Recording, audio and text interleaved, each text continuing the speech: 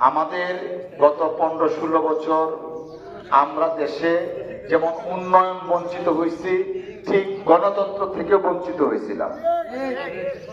12 তারিখ ভোটের মাধ্যমে বাংলাদেশে একটা গণতান্ত্রিক ব্যবস্থা কায়েম হয়েছে এবং এই গণতান্ত্রিক ব্যবস্থার মাধ্যমে আশা করছি আমি যারা সরকারি দলে আছেন নিশ্চয়ই সারা বাংলাদেশের মানুষের উন্নয়ন বঞ্চিত, অধিকার বঞ্চিত মানুষের কল্যাণে কাজ করবেন।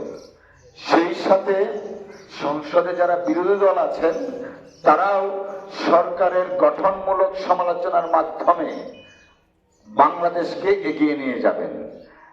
বাংলাদেশ না, বিশ্বের যে কোনো দেশেরই গণতান্ত্রিক কাঠামোতে যে সমস্ত রাষ্ট্র আছে সেই রাষ্ট্রের প্রধান দুইটা হাত, একটা হলো সরকারি দল আর একটা হলো বিরোধী দল।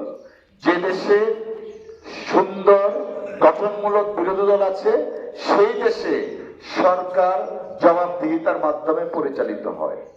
গত 15-20 বছর আপনারা আমরা সকলেই জানেন বাংলাদেশে কোনো বিরোধী দল মত পথ ছিল না। জাতীয় সংসদ ছিল তৎকালীন সময়ের সরকারি দলের একটা রাবার স্ট্যাম্পের মতো, যেখানে বিরোধী দল ছিল গৃহপালিত বিরোধী দল। এই কারণে বাংলাদেশের ফেসিবাদের জন্ম হয়েছিল। সেই ফেসিবাদ থেকে বাংলাদেশ মুক্তি পেয়েছে। আমার হাজার হাজার ছাত্র জনতার রক্তের বিনিময়ে যে নতুন বাংলাদেশ আমরা পেয়েছি, সেই বাংলাদেশকে গণতান্ত্রিক বাংলাদেশ পরিণত করার জন্য সরকারি দল বিরোধী দল সকলেই যখন ঐক্যবদ্ধভাবে কাজ করবে তখনই কাঙ্ক্ষিত গণতান্ত্রিক বাংলাদেশ আমরা পাব। যে বাংলাদেশে আইনের স্বাধীনতা থাকবে, যে বাংলাদেশে প্রত্যেকটা ধর্মের স্বাধীনতা থাকবে, যে বাংলাদেশে মানবাধিকার থাকবে এবং সাংবিধানিকভাবে রাষ্ট্র পরিচালনা করা হবে। আমি বিশ্বাস করি আগামীর বাংলাদেশ একটা সুখী সমৃদ্ধশালী বাংলাদেশ হবে, যেখানে প্রত্যেকটা মানুষের তার ন্যায্যতা পাবে, ন্যায় ভিত্তিক ইনসাফ মাফিক সমাজ প্রতিষ্ঠিত হবে ইনশাআল্লাহ।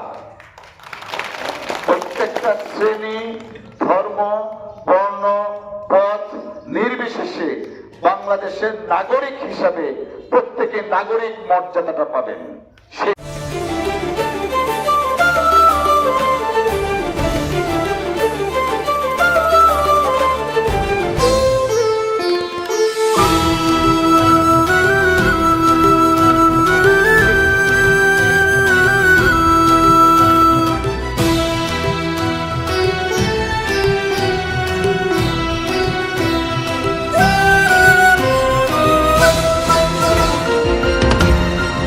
টেকনাফ থেকে তেতুলিয়া, রূপসা থেকে পাথুরিয়া, বিশ্বজুড়ে রূপসী বাংলা।